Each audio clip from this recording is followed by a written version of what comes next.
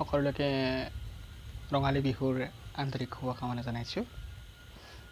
সকলোৱে চাগে ভালে আছে, ভালে কুশলে আছে। সদ্য অসমবাসী ৰাইজলৈ মোৰ তৰফৰ পৰা ৰঙালী বিহুৰ আন্তৰিক শুভকামনা জ্ঞাপন কৰিছোঁ।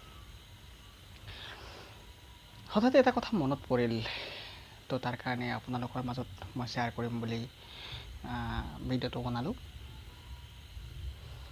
বহুতে কোৱা শুনো যে টকাই সুখ দিব নোৱাৰে, টকাই মানসিক শান্তি দিব নোৱাৰে। মই কথাষাৰ বিশ্বাস নকৰোঁ। আমাৰ দৰে নিম্ন মধ্যবিত্ত শ্ৰেণীৰ মানুহখিনিৰ কাৰণে টকাই মোৰ বিবেক বিবেচনাত টকাই যেন সুখে আৰু বন্যা নমাই আনে।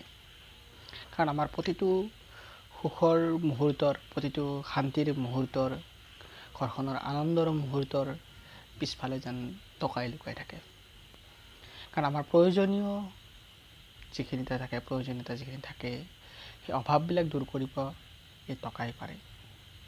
আজি যদি আমি বেমাৰত পৰোঁ, ৰোগৰ চিকিৎসা কৰিব লগা হয়, তো সেইখিনিও আমাক যদি আজিৰ এই দিনত ইমান মূল্য বৃদ্ধিৰ দিনত যদি টকা নাথাকে, সেয়া সম্ভৱ হৈ নুঠে।